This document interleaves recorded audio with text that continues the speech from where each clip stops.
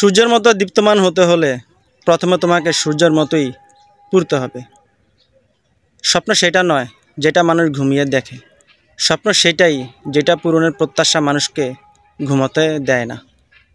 লক্ষ্য অর্জন না করা পর্যন্ত লড়াই থামিও না। এটাই অদ্বিতীয় তুমি। জীবনে একটা লক্ষ্য তৈরি করো, নিয়মিত জ্ঞান অর্জন করো, কঠিন পরিশ্রম করো এবং মহান লক্ষ্য প্রাপ্ত করার জন্য তৈরি থেকো। একজন শিক্ষার্থীর সবথেকে বড় গুণ হলো সে প্রশ্ন করে। তাকে প্রশ্ন করতে দিন।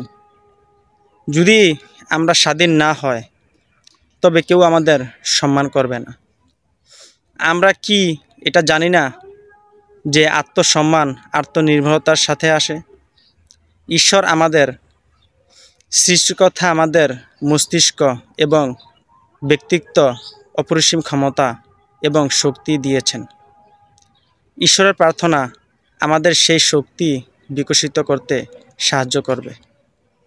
যদি কোনো দেশকে দুর্নীতিমুক্ত এবং মানুষের মনকে সুন্দর করতে হয় তবে তা কেবলমাত্র তিনজন করতে পারে: পিতামাতা এবং গুরু।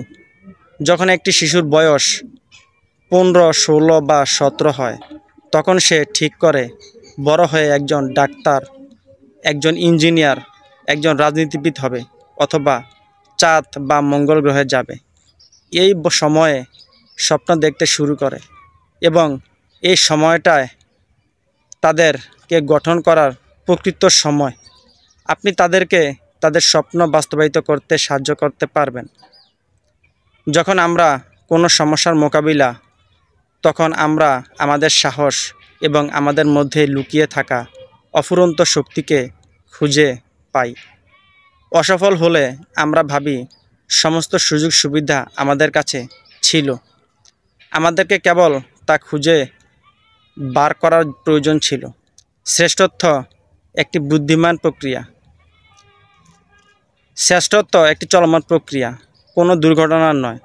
বুদ্ধিদীপ্ত মস্তিষ্কর সামনে কোনো প্রতিবন্ধকতায় দাঁড়াতে পারে না।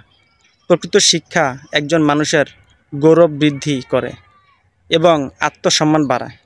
যদি প্রতিটি মানুষ শিক্ষার বাস্তবিক অর্থ বুঝে নেয় এবং তা মানব উন্নয়নের প্রতিটি ক্ষেত্রে ব্যবহার করে তবে এই দুনিয়ায় বসবাসের জন্য আরও ভালো স্থানে পরিণত হবে।